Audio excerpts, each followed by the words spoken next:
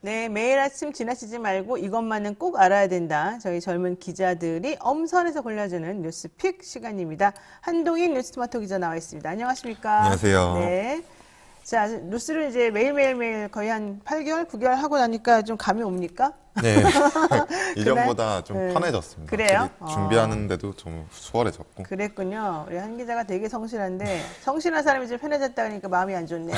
자, 열심히 한번 또 채찍질을 한번 해보겠습니다. 자, 첫 번째 이슈 한번 보죠. 야 이거 어떻게 쓰면 시끄러웠어요. 사실이냐 아니냐 가지고 난리가 났는데 윤석열 대통령 당선자 부인 김건희 씨가 강아지를 안고 외교 공간을 싹 와서 거기에 계시던 70대 부인에게 야, 나 여기 들여다 봐야 되니까 좀 나가 있어라. 뭐 이랬다고 얘기가 들려졌어요. 난리가 났습니다. 댓글을 내가 보니까 어떠한 신문 기사에는 댓글이 막 8천, 9천 개가 넘게 달렸더라고요. 이 얘기를 제일 먼저 한 사람이 우상호 의원인데 네, 그렇습니다. 이 얘기가 나오니까 나중에서야 조금 되게 딘드졌어요. 나중에서야 인수위 측에서 야 이거 허위 사실입니다 라고 얘기를 했단 말이죠. 네. 그러면서 법적 공방을 하겠다 이런 얘기를 했습니다. 네. 어떻게 된 겁니까? 일단은 이 관련해서 한겨레도 이런 관련 보도를 한 바 있었는데 네네. 지난달 중순에 김건희 씨가 갑작스레 외교부 장관 공간을 찾아서 건물을 살폈고 그 후에 간접 후보지가 변경됐다. 그렇죠. 이러한 보도를 했었고요. 관련해서 우상호 더불어민주당 의원이 어제 인터뷰에서 아주 신뢰할 만한 소식통에게 직접 들었다라면서 이렇게 전달을 했습니다. 그래서 결국엔 김건희 씨가 정용 장관, 현재 외교부 장관 부인에게 그렇죠. 안을 둘러봐야 되니 나가 있어 달라고 했다라는 주장을 했고요. 이때 당시에 강아지를 안고 왔었고 정용 장관 부인은 70대가 넘는다고 합니다. 그런데 안을 둘러봐야 되니 잠깐 나가 있어 달라라고 해서 이제 부인께서 바깥에 정원에 나가 계셨고 그 사이 안을 불러봤는데 정용 장관 네 분이 상당히 불쾌했다 이렇게 전언했습니다. 그러니까 처음에 육군본부 쪽에 자기네가 가겠다라고 하면서 33억이라고 한 예산을 받았잖아요. 네. 처음에 봤을 때는 별 특별히 말이 없었잖아요. 네. 근데 갑자기 김건희 여사가 강아지를 안고 쭉 돌아보는 관저 쇼핑을 한 이후에 아, 나 여기 마음에 들어 이러면서 갑자기 어디로 갈지가 결정이 됐다는 거잖아요. 네. 변경이. 그러면서 하는 말이 국방부는 너무 비가 새고 참혹한 수준이다. 해결이 네. 안 된다라는 거였어요. 그러니까 두 가지 의문이 생깁니다. 국방부가 그렇게 비도 새고 참혹한 수준일 정도로 관리가 안 됐을까요? 국방부도 어차피 나라 돈으로 다 관리하는 데 아니에요? 국방부 역시 육군참모총장이 그 부분 돼서 논산에 왔다 갔다는 하지만 그 머물고 있기 때문에 비가 셀 정도라는 것은 말이 안 그렇죠. 된다라는 자기들이 것이 거기서 살고 예. 뭐 거주하는 곳이잖아요. 예, 그 부분이 우상호 의원의 설명이고요. 네, 그리고 네, 네. 공간 수리비 같은 경우에 국가 돈으로 이미 다 지급이 되고 있는 상황이기 때문에 이렇게 되면은 만약 비가 셀 정도다 하면은 관리하는 분이 징계를 받게 돼 당연하죠. 있다라고 우상호 의원은 설명을 그러니까 했고요. 해마다 예산이 있어요, 수리비가. 그래서 그런 공간 같은 경우는 그 수리비를 다 써야 되는 거예요. 예산이 책정됐으니까. 예. 반납은 안 되고. 그럼 그 예산 범위 내에서 여기도 고치고 저기도 고치고 항상 관리를 깔끔하게 하는 게 기본이잖아요. 네. 그리고 처음에 그렇기 때문에 그 공간을 둘러보고 나 여기서 자면 되겠네 라고 했던 거잖아요. 네. 그리고 추가로 33억을 더 받아놓은 거잖아요. 혹시 몰라서 고쳐야 되면 이걸로 고치십시오. 네.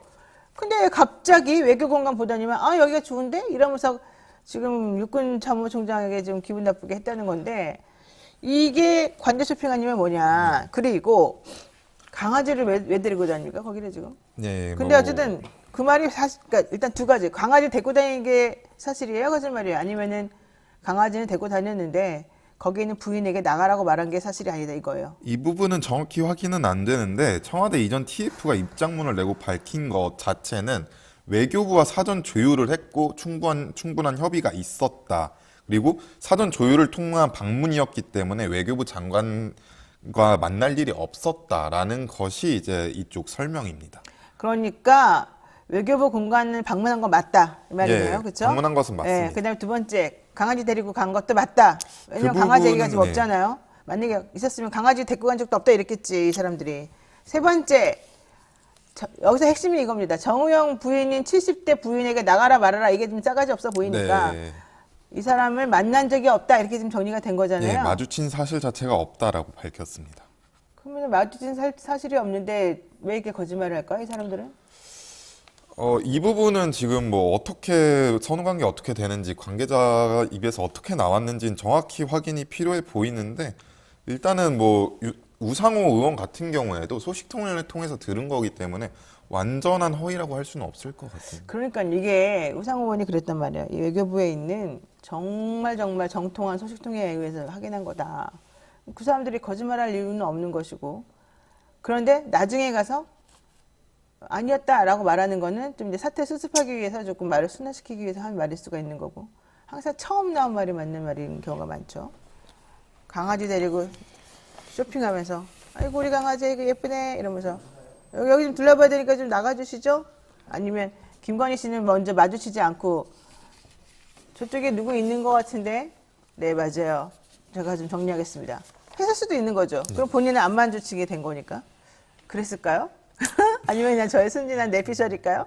아니면 저의 연기였을까요? 여러분이 판단하시기 바라겠습니다. 자, 두 번째 이슈 보겠습니다.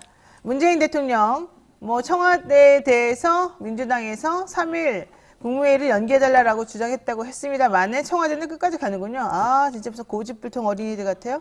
문재인 대통령 3일 청와대에서 임기 마지막 국무회의를 주재하면서 대통령의 특별 사면을 하지 않고 그냥 나가겠다 이렇게 됐어요. 예. 이건 뭡니까? 일단 오늘 임기 마지막 국무회의를 주재를 하고요. 네. 이게 오전 10시에 열릴 예정인데 오늘 본회의도 이제 국회 본회의도 10시에 열리기 때문에 이제 검찰청법 개정안 통과가 됐고 형사소송법이 아이고. 네, 말씀하세요.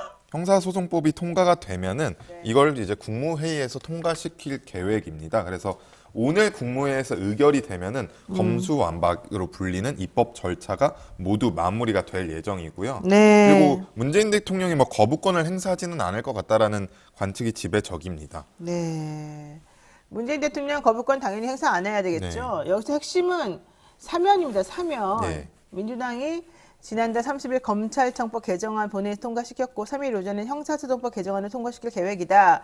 국회에서 입법권 행사하는 것에 대해서 대통령이 한 번도 딴지를 걸거나 뭐라 한 적이 없어요. 네. 아주 이상한 정말 나라의 위헌적이고 그 위험이 되는 그런 거 아니라면 뭐 그런 건 이제 국회의원들이 다 집단적으로 미쳤을 때나 하는 얘기겠죠. 요점은 그게 아닙니다. 그거는 그거대로 가는데 사면이 이제 문제였던 거야. 네. 그 당시 사면 요구가 엄청나게 많았습니다. 특히 정경심 교수, 김경수 전 지사에 대한 사면이 많이 있었던 걸로 알고 있는데 각계각층에서. 그런데 국민의힘에서 좀 반대하는 분위기니까 그럼 좋다. 약간 바터제로 하자. 이렇게 가는 줄 알았죠 우리가. 네. 그래서 MB하고 이재용 부회장하고 4명을 해줄 것이다. 여기 이석기가 들어가냐 마냐 막 이런 얘기 있었었는데 대통령 성격상 또 미적미적 거릴 것이다. 분명히 안 해주고 갈 것이다.